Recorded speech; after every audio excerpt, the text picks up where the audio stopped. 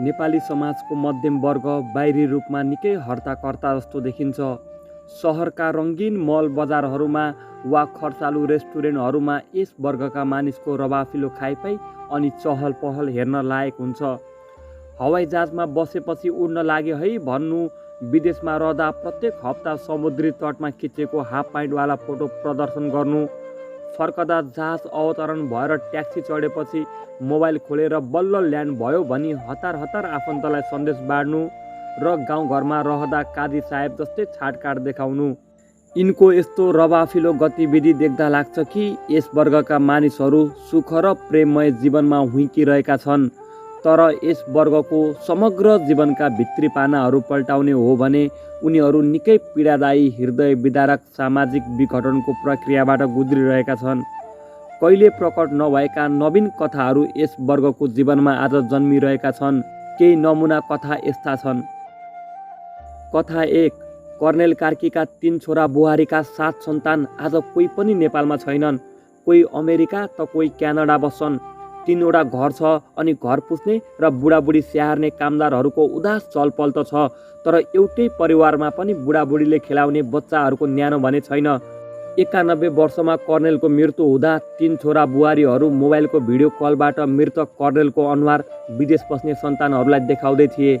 यस्तो लाग्छ पहिले नेपालीहरू बाध्यतावश परदेशी हुन्थे भने आज विदेशमै घर जम्मा रमाइरहेका सन्तानहरूका कारण आफ्नै देशमा बुढाबुढीहरू परदेशी जस्तो निरीह व्याकुल बन्न पुगेका छन्। सिङ्गो जीवनको ऊर्जाबाट तयार पारिएका लक्का जवान छोराछोरी विदेशिएपछि मध्यम वर्गका बुढाबुढीहरूका आँखामा हरेक पल रसाइरहेका यस्ता कथाहरू आज नेपाली समाजको जीवन्त यथार्थ बनेको छ।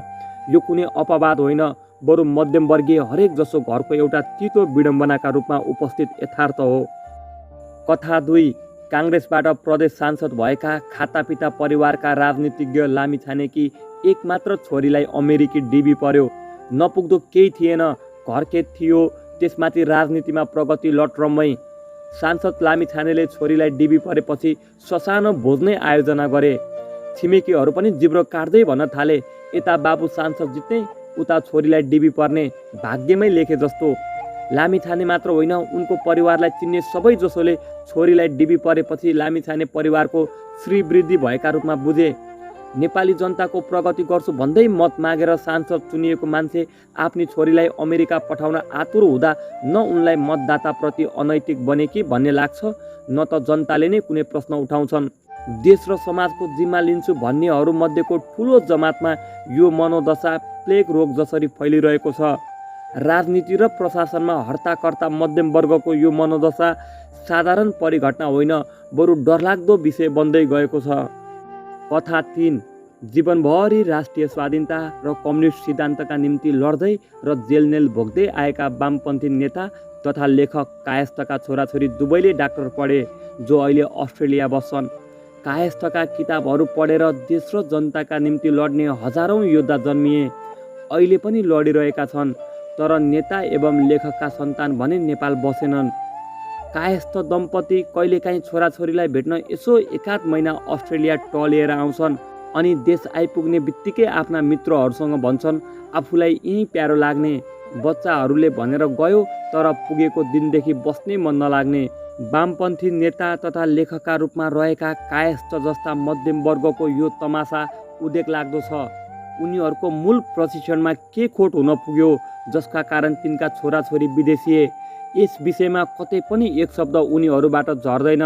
अझ छोराछोरीको पलायनलाई गर्वका साथ कतिपयले फेसबुक रङ्गाइरहेका हुन्छन्। वामपन्थीहरूमा देखा परिरहेको यो परिघटना यथार्थमा ऐतिहासिक रूपमै ठिट लाग्दो छ। यसरी आवरणमा जतिसुकै तामझाम देखिए पनि मध्यम वर्गीय परिवारको भित्री पाटो भने निराशामय सुस्केराबाट गुज्रिरहेको छ।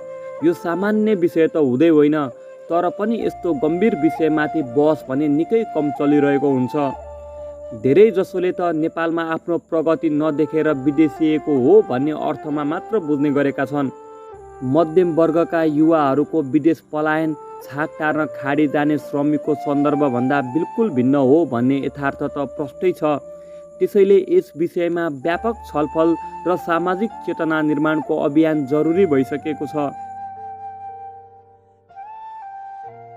सामान्य रूपमा परिभाषित गर्दा जीविकाको सङ्कट नभएको र ठुलो दलाल पुँजीपति पनि बनि नसकेको समूह नै मध्यम वर्ग हो। मध्यम वर्ग मुख्य शासक वर्गसँग पनि नजिकै हुने हुनाले शासक वर्गका सारा खराबीलाई राम्रोसँग अनुभूति गर्न सक्छ। जीविकाको आधारभूत सङ्कटमा नहुने हुनाले ज्ञान र सूचनामा पहुँच बनाउन सक्छ। सहज खाइ जीविका, सबैभन्दा फुर्सदिला दैनिकी, सूचना सञ्चारमा बढी पहुँच, ज्ञानका स्रोतहरूमाथि समय दिन सक्ने अवस्थाले गर्दा आफ्नो प्रतिभालाई यस वर्गका मानिसले चाहेमा अगाडि बढाउन प्रशस्त अवसर प्राप्त गर्छन्। यो वर्ग व्यापक श्रमजीवी जनतासँग पनि प्रत्यक्ष जोडिने हुनाले आम श्रमजीवीहरूले मध्यम वर्गको संस्कृतिलाई आफ्नो पनि संस्कृति बनाउन चाहने मनोविज्ञान तयार हुन्छ। यो वर्ग व्यापक श्रमजीवी जनताका समस्याहरूबारे जानकार पनि हुन्छ, तर आलस्य जीवनचर्या, कायर मनोवृत्ति, उपभोक्तावादी संस्कृति र पुँजीवादी मनोदशा अपनाएको हुँदा यस वर्गका बहुसङ्ख्यकलाई जीवन र समाजबारे गम्भीर रूपमा घोत्लिने जाँगर चल्दैन। यो वर्ग अल्छी हुने भएकोले सजिलै परिवर्तन खोज्छन् र चम्किला नाराहरूको पछि लागेर सुनिश्चित भविष्य बना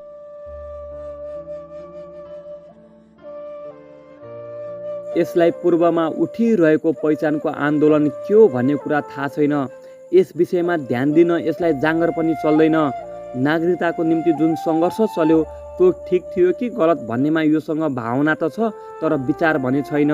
त्यसकारण केही बौद्धिक भनाउँदा वा केही राजनीतिज्ञले राष्ट्रवादी भाषण ठोक्यो भने यस वर्गलाई सजिलै बकाइदिन्छ। मानवीय जीवनमा प्रेम, सद्भाव, आत्मीयता, सामाजिकता, सहकार्य, भातृत्व सबै समाजको पिँधबाट जन्मिन्छ। त्यो पिँध भनेको व्यापक श्रमजीवी जनता हुन्, किसान मजदुर हुन्। विगत लामो समयदेखि किसान मजदुरले हामीलाई मिटर ब्याजी सुदखोरले लुट्यो, हाम्रो भएको थोरै घर जमिन पनि खाइदियो, हाम्रो कुरा कसैले सुनेनन्, हामीलाई न्याय दे सरकार भन्दै सडकभर चिच्चाइरहँदा समेत यस वर्गले त्यसलाई आफ्नो मुद्दा नै ठानेन। यस वर्गका मानिसलाई भनिहालौँ कि समाजको सबैभन्दा पिँधमा रहेका समाजको वास्तविक चालक शक्ति जो छ उनीहरूको प्रगति भयो भने मात्र तिमीहरूको पनि प्रगति हुन्छ, नभए हुँदैन। अब आफै सोच, किसान मजदुरको मुद्दा तिम्रो जीवनसँग सम्बन्धित विषय हो कि होइन? यो विषयमा तिमीहरूले बोल्नुपर्छ कि पर्दैन? आज यो वर्गको आफ्नै देशमा सङ्घर्ष गरेर सुखी जीवन बाँच्ने सपना जुन मरिरहेको छ त्यो सामान्य विषय नै होइन। परिवर्तनका निम्ति इतिहासमा गम्भीर योगदान गरेका अनि भविष्यमा समेत देश र समाज रूपान्तरणका निम्ति अनिवार्य रहेका यस वर्गसँग अब गम्भीर छलफल सुरु नगर्ने हो भने समस्या झनै विकराल बन्ने देखिन्छ। भारतीय लेखक महाश्वेता देवीले मध्यम वर्गको जीवन भान्सादेखि पाइखानासम्ममै सकिन्छ भनेर यस वर्गको उपभोक्तावादी स्वरूपलाई उजागर गरेकी छन्। तर यस वर्गको समग्र चरित्र यतिमै सीमित भने पटक्कै होइन। इतिहासले छर्लङ्ग पारेको छ। विश्व र नेपालको इतिहासमा मध्यम वर्गले थुप्रै वैज्ञानिक, सिद्धान्तकार, साहित्यकार र नेताहरू जन्माएको छ। त्यति मात्र होइन, यो वर्गले परिवर्तनका निम्ति आफ्नो जीवनको बलिदानी दिने शहीदहरूको लामो सूची उपलब्ध गराएको छ। भविष्यमा परिवर्तनका निम्ति यस वर्गको भूमिका अनिवार्य पनि छ। त्यसकारण मध्यम वर्गमा देखा परिरहेको विघटन र पलायनको प्रवृत्तिलाई सिङ्गो नेपाली समाजमाथि आएको गम्भीर सङ्कटका रूपमा बुझ्न स्वतः जरुरी हुन आउँछ। किनभने आज पनि यो वर्गले चाहेमा र श्रमजीवी वर्गसँग एकाकार भएमा नेपाली समाजलाई प्रगतिमा लैजान संसारको कुनै महाशक्तिले रोक्न सक्ने क्षमता नै छैन। आज नेपालको मध्यम वर्गमा देखा परिरहेको निराशा, विघटन र पलायनलाई बुझ्न नेपालमा यो वर्गको निर्माण कसरी हुँदै आयो भन्ने विषयतिर पनि एक नजर ध्यान दिनु आवश्यक छ। 1. पुरानो सामन्त वर्गको स्थिति खस्किएर वा धनी किसान परिवार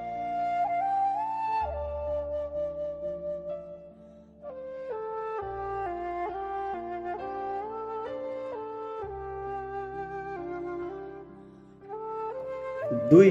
राज्यको उत्पीडन वा अन्य नीतिका कारण मध्यम वर्ग बन्न पुगेकाहरूको अर्को हिस्सा छ। राजधानी लगायत प्रमुख चहल पहलका सहरका रैथाने मध्येको एउटा हिस्सा परम्परागत जग्गा र घरको महत्त्व बढेर स्वतः मध्यम वर्गमा पुगेका हुन्। त्यसै गरी पञ्चायतले पुनर्वासको योजना अन्तर्गत तराईमा बाँडेको जमिनसँग सम्बन्धित परिवारलाई पनि मध्यम वर्गमा उक्लिने अवसर मिल्यो। 3. राज्यको दोहन गर्ने राजनीतिज्ञ र प्रशासकहरूबाट मध्यम वर्गको एउटा ठुलो हिस्सा तयार भएको छ। 4. प्राविधिक शिक्षा पाएका र अन्य शिक्षित जमातले पनि मध्यम वर्गमा आफ्नो स्थान बनाएका छन्। 5.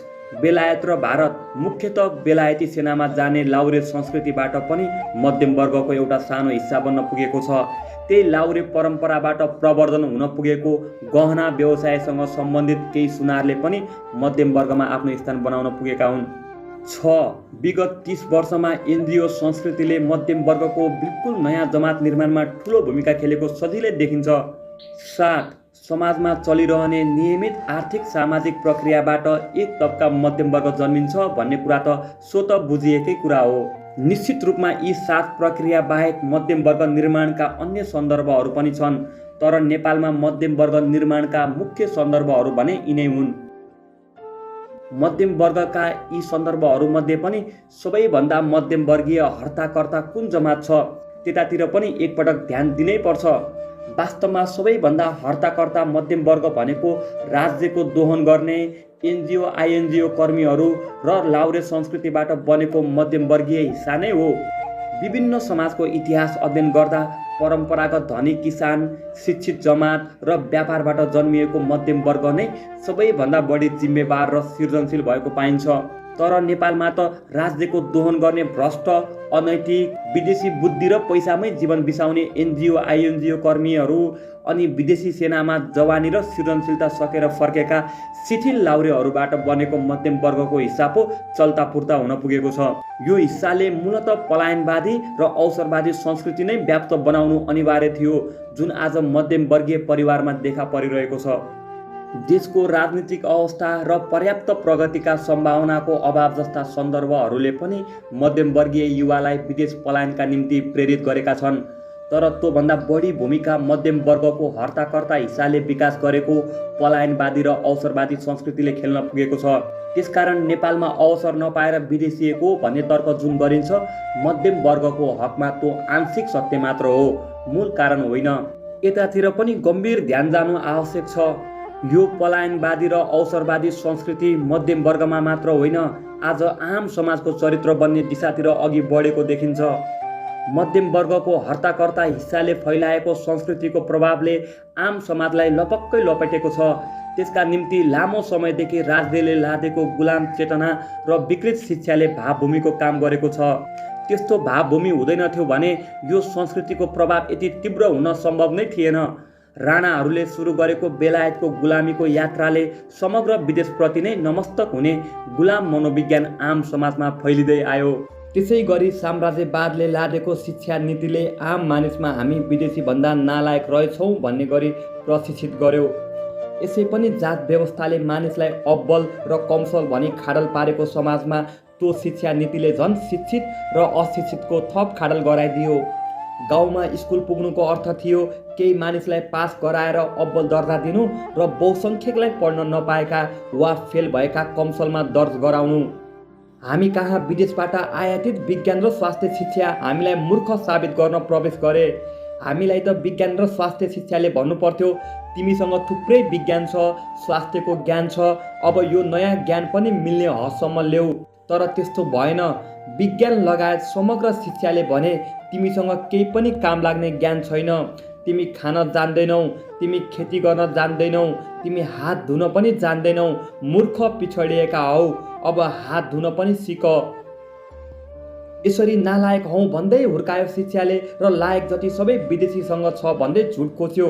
अनि शिक्षाले अब्बल भनेर जसलाई पास गरायो त्यसलाई सहर लगेर जागिर खाने पुरस्कार दियो।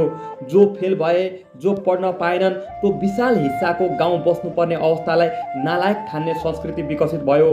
यसरी सहर बस्नेलाई लायक र गाउँ बस्नेलाई नालायक ठान्ने मनोवैज्ञानिक असर देखा पर्न थाल्यो। त्यसै गरी लायक भएर सहर पसेकाले विदेश र विदेशीलाई अब्बल ठान्न थाल्यो, किनभने सहरमा पनि विदेशी मालिक आएर त्यही भन्यो, तिमी अलिकति पढे पनि तिमी हामी भन्दा त नालायक छौ।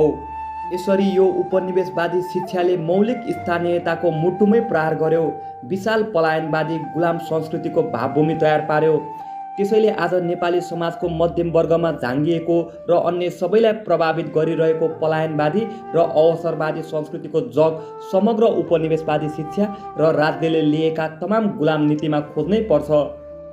यसरी बहुसङ्ख्यक नेपालीको विदेशप्रतिको लगाव एकाध वर्षमा जन्मिएको वा उन्नत जीवनको चाहनाले हुर्किएको प्रवृत्ति मात्र होइन, बरु लामो समयको साम्राज्यवादी हस्तक्षेप र नेपालका शासकले भित्राएको गुलाम मानसिकताको परिणाम हो। यस प्रकारको पलायनवादी र अवसरवादी संस्कृति आज मध्यम वर्गको सामाजिक विघटनको चिहानको रूपमा त देखा परिरहेकै छ, तर त्यसले मध्यम वर्गलाई मात्र ध्वस्त बनाउने छैन, बरु सिँगै नेपाली समाजलाई छिया पार्ने छ। एउटा सक्षम वा शिक्षित युवा आफ्नै देशभित्र सङ्घर्ष गर्ने खराब राजनीतिले छेकेको छ भने सही राजनीति गर्ने जस्ता चेतना बोक्नुको सट्टा पासपोर्ट बनाएर युरोप अमेरिकातिर पिआर लिने सपनामै जीवन देख्न थाल्छ भने समग्र नेपाली समाजको निम्ति घातक हो। त्यसमाथि विदेश गएर बस्नु नै पारिवारिक मर्यादाको मानक बन्दै जान्छ भने त डरलाग्दो सामाजिक विघटनको यात्रा हो। तसर्थ देशभित्रका राजनीतिक आर्थिक समस्याका कारणले मात्र युवाहरू विदेश पलायन भएका हुन् भन्ने भाष्यलाई बदल्नु आवश्यक छ। यस्तो पलायनवादी संस्कृतिको जरा साम्राज्यवादी डिजाइनको शिक्षा र राज्यले लिँदै आएको गुलाम संस्कृतिमा भएको यथार्थ उजागर गर्नु आवश्यक छ।